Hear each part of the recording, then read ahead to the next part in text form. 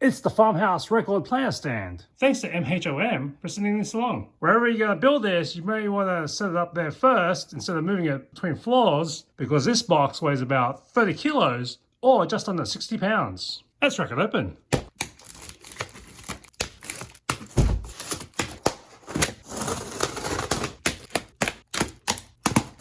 In case you're wondering, don't run a knife down the middle.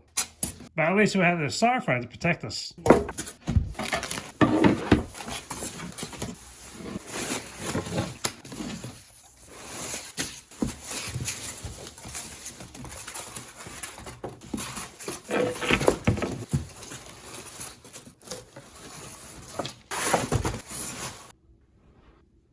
If you're knolling it out, you've got 16 big planks, plus this box of hardware. And don't forget the instructions.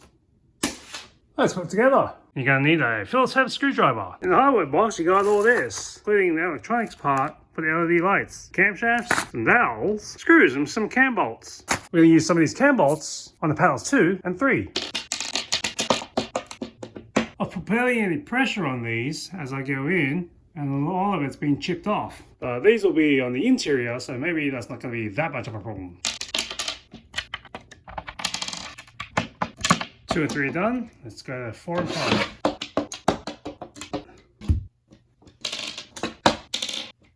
Cam bolts for number 5 should be done on the side without the stripe, so I have to take all these off. Top of the whole thing. We use up the last of these cam bolts, these brackets, and some of these screws from bag G.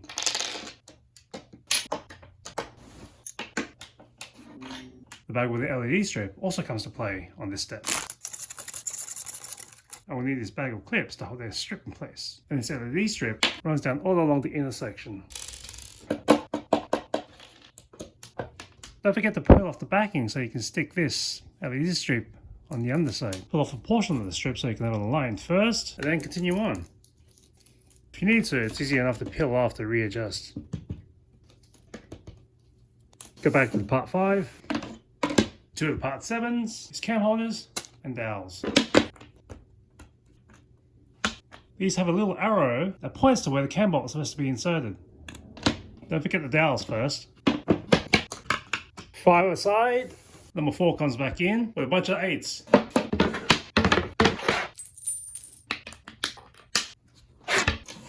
Line up some dowels.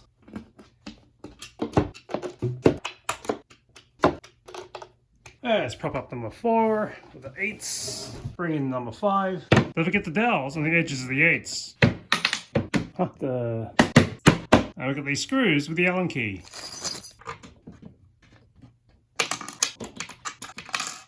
I am cheating with this because my fingers are kind of hurting using this Allen key. I'm only going enough just to finish off with this Allen key. Could have gone all the way through with the drill, but I didn't want to break the boards going torque heavy. Let's bring back part number 3, which is going to be one of the sides. Going to need cam holders and dowels. Let's turn this around, grab part 6, grab our boards 10 and 11, and this plastic strip, and then grab back part number 2. These cam holders can always be slotted in after. These last 2 I forgot, so I'll have to do this blind. Let's grab part 9 with the notches on the top and slot in this power outlet. Fit through that back hole. Pin this down with the G-screws. The instructions would have me install it this way with the USB ports toward the back, but I'm more likely to have power plugs that need more of a clearance at the back. So I'm going to install it this way. That way the cords are not right up against the wall. We're almost at the end. Let's drop the top on and the LED strip goes at the front. I have forgotten the dowels so many times.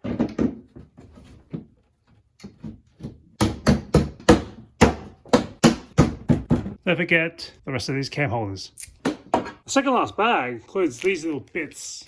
with some screws that should go all along crevices around here. But I'm not going to bother doing that. It feels solid enough as is. And we also have these wall anchor mounts that connect up with these pins. Well, hopefully no children's going to come around jumping on the top of this. But it's there if you want to keep it from toppling. Alright, finally got it all put together. Let's plug in the LED strip. So it comes with instructions on the LED, and apparently there's an app that goes with it. But I'll see how much I can use of this remote without using the app. There are enough buttons on this remote that should suffice. And I didn't realize the LED strip is defaulted to a voice activation. And you'll need 3 hands to open the remote to access the battery, which is a CR2025. Let's cycle through the modes. That's a pulse, cycle, staircase. You also have static colors: red, green, blue, yellow. It looks green here and it looks green on screen. Cyan and purple. That looks better on screen. We also have timer modes, so be able to switch this off. Let's go bright white. That's bright white. And a loop. We also have speed controls and brightness. Only have a few records, and most of these are from half-price books. It looks like I've got room for plenty more. This niche or secondary shelf seems like a good display area for things you don't need to access the top of, but allows for enough height for things to show off. And the top shelf itself has good ample room for one record player. Depending on how you feel, you'll probably put another record player just here. It is a hefty piece of furniture, so you may want to build it close to where you're setting it up. This edge has some nice detailing in it. It's a piece of metal, so you accidentally chip on it if you bump into it. Be careful about the top surface. Make sure you get something that has some felt pads or other footing so it doesn't scratch the top surface. This power cord is the kind that sticks out, so you have to leave yourself a lot more room from the wall. Or get yourself a power strip that's flat on the end, but then you have to deal with where this power strip goes. Because if you want this right up against the wall, you're gonna have to find another outlet and have this visible. Right now I've got it in an afternoon light where the music mode on the LEDs doesn't always show up, but if you show up loud enough, it's something. This is what I got on a stormy day with clouds. Let's go blue to complement the orange vinyl I have sitting in the record player. Let's get all the lights on. And it looks a bit washed out, but I don't think you're normally going to have bright lights shining into the box. I tried lighting the outlet up to the hole in the back, but it's just off. But maybe I'll have to cut in a bigger hole at the back so I can put this stand closer against the wall. Once you got it hooked up, this power outlet has 2 inside wall outlets, a USB-C and a USB-A port. So with this setup, I've got this Lego radio blocking the cable because it just looks so unsightly there. This cable's just flopped in there. So I've got some light clips. Picked these up on sale. I think I can get away with only 3 clips to hide them up here. Now that white cable kind of blends in. So I have the plug line go straight up. I want to position the first clip here, so it's on this side of the receiver. It's braced by the LED strip here. That's a good spot for that, with that QR, because this should be enough to hold 2 parts of the cable. With this leftover wire, I can fasten some of the cable to this bracket here. So that's one less light clip I have to use. And I'll just position the other somewhere far off here so that the cable is a bit taut. These light clips have been pressed, held on for about 30 seconds. Usually I like to let it sit for a whole 24 hours. I'm just holding up a cable, so I don't think I need to go that extreme. So now I should be able to tuck away this cable and then fasten it to the bracket here. Now it's all been lifted up. When you look at it straight on, it's just a single line coming up. And it's barely noticeable because it's a white against a white background. Less cord clutter, nothing on the edge, and just a single line coming up at the back. You barely notice that. The product listing says I should be able to cram in 150 albums. But in my case, maybe less because I'm trying to hide this power cable. Or I can sacrifice this compartment to store some of these vinyl sleeve supplies sent to me by Techmork. Got this Leftover Showgirl album. It's wrapped in a gatefold sleeve. Queens of the Stone Age has the regular plastic sleeve protector. And the soundtrack from The Sting I have in the rice paper in the sleeve.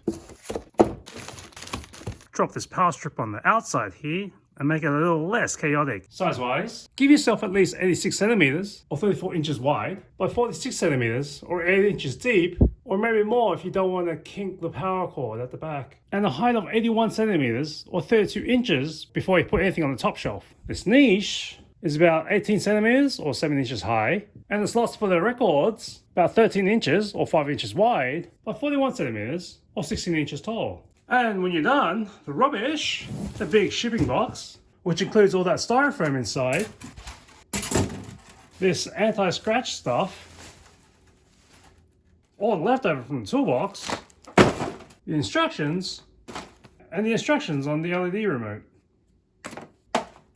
See you next time on Outriders.